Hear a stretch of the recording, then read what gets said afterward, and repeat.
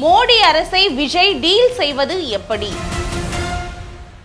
டெல்லியில பிரதமர் மோடி தலைமையில நடைபெற்ற நிதி ஆயோக் கூட்டத்துல முதல்வர் விஜய் எதிர்ப்பு காட்டாம கலந்து கொண்டதோட மத்திய அரசுக்கு ஆக்கப்பூர்வமான ஒத்துழைப்பு தருவோம் அப்படின்னு அந்த கூட்டத்துல பேசினது ஆளும் பாஜக வட்டாரத்தை ஆனந்தப்பட வச்சிருக்கு.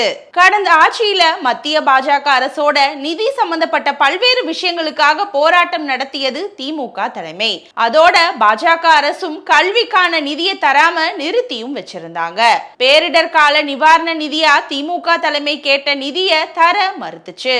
சென்னை மெட்ரோ ரயில் விரிவாக்க திட்டத்துக்கான நிதியை தர யோசிச்சது. இதனால எதுக்கு எடுத்தாலுமே மத்திய பாஜக அரசுக்கு எதிராக கொடி பிடிக்க வேண்டிய கட்டாயத்துக்கு ஆளாச்சு திமுக.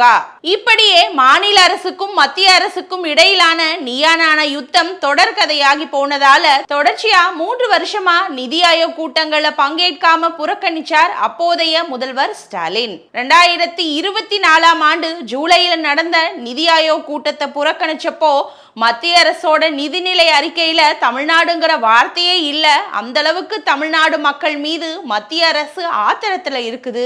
2 பேரிடர்களை சந்திச்சுமே தமிழகத்துக்கு பேரிடர் நிவாரண நிதியா 37,000 கோடி ரூபாய் கேட்டிருந்தோம். ஆனா வெறும் 2076 கோடி ரூபாயை கொடுத்தாங்க.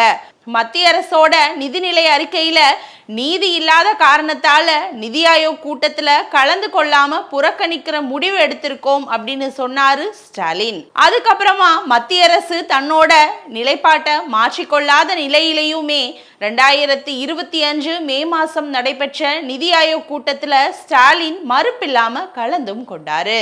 இதை விமர்சிச்ச அப்போதைய எதிர்க்கட்சி தலைவர் எடப்பாடி பழனிசாமியும் 3 ஆண்டுகளா நிதி ஆயோக் கூட்டங்களை புறக்கணிச்ச முதல்வர் ஸ்டாலின் பல்வேறு துறைகள் சார்ந்த ஊழல்கள் சம்பந்தமா இப்போ விசாரணை நடக்கிறதாலதான் நிதி ஆயோக் கூட்டத்துல கலந்து கொண்டிருக்கிறாரோ அப்படிங்கிற சந்தேகம் வருது அப்படின்னு தெரிவிச்சிருந்தாரு.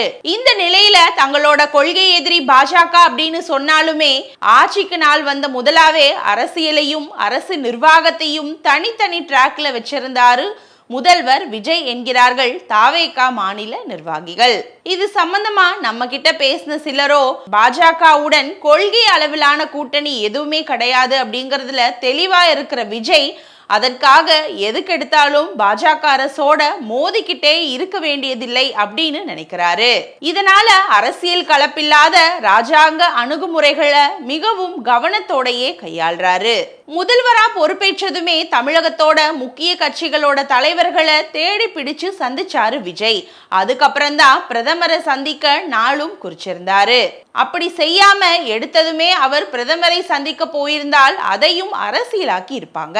அதே போல பிரதமரை சந்திச்ச கையோட ராகுல், சோனியா உள்ளிட்ட தலைவர்களையும் சந்திச்சதால அது மத்திய அரசுக்கும் தமிழக அரசுக்குமான சுமூக உறவுல சங்கடத்தை உண்டாக்கலாம் அப்படின்னு கணிச்சவரு முதல் பயணத்துல காங்கிரஸ் தலைவர்களை சந்திக்காம தவிர்த்தாரு. விஜயோட இந்த அணுகுமுறை பாஜகவுக்குமே பிடிச்சிருக்கு. அடுத்த கட்டமா இந்தியா கூட்டணி கூட்டத்தை திமுக புறக்கணிச்சிருக்கிறதால அந்த இடத்தை நிரப்புறதுக்காக தாவேகாவை அதுல கலந்து கொள்ள வைக்கணும் அப்படின்னு காங்கிரஸ் தரப்புல பெரும் முயற்சி எடுக்கப்பட்டுச்சு. அதையுமே நாசுக்கா தவிர்த்தாரு விஜய். அதே போல தங்களுக்கு கிடைச்ச ராஜ்யசபா சீட்டையும் காங்கிரஸுக்கே கொடுத்துட்டாரு.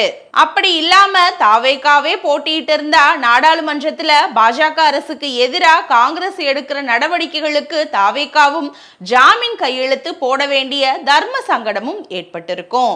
இப்போ அதற்கு இடமில்லாம செஞ்சிட்ட விஜய் அடுத்த நகர்வா நிதி ஆயோக் கூட்டத்திலும் கலந்து கொண்டு தமிழகத்தோட தேவைகளை எடுத்து சொல்லிட்டு திரும்பியும் இருக்காரு. தன்னோட இந்த பயணத்தப்போ குடியரசுத் தலைவரையும் துணை குடியரசுத் தலைவரையும் சந்திச்ச விஜய் ராகுல் காந்தி, சோனியா காந்தி, டி ராஜா உள்ளிட்ட கூட்டணி கட்சி தலைவர்களையும் சந்தித்து பேசியிருக்காரு.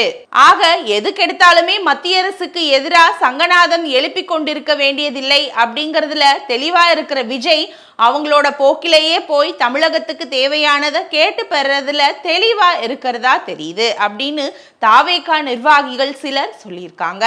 எதுக்குமே வாய் திறக்காமல் இருக்கிறார் விஜய் அப்படிங்கிற விமர்சனங்களுக்கு மத்தியில மத்திய அரசோட விஜய் நல்லுணர்வை பேண விரும்புவதாகவே தெரியுது. அவரோட இந்த அணுகுமுறையால தான பேரிடர் நிவாரண நிதியா 1000 கோடி ரூபாயை தமிழகத்துக்கு தந்திருக்குது இந்த மத்திய அரசு. இப்போது இருக்கிற சூழல்ல விஜய்க்கும் இத்தகைய அணுகுமுறை அவசியம்தான். ஆனா இதே ரூட்ல பயணிச்சு தமிழகத்தோட தேவைகளை மத்திய அரசு கிட்ட தடையின்றி பெற்று விடுவாரா விஜய்? பொறுத்திருந்து பார்ப்போம்.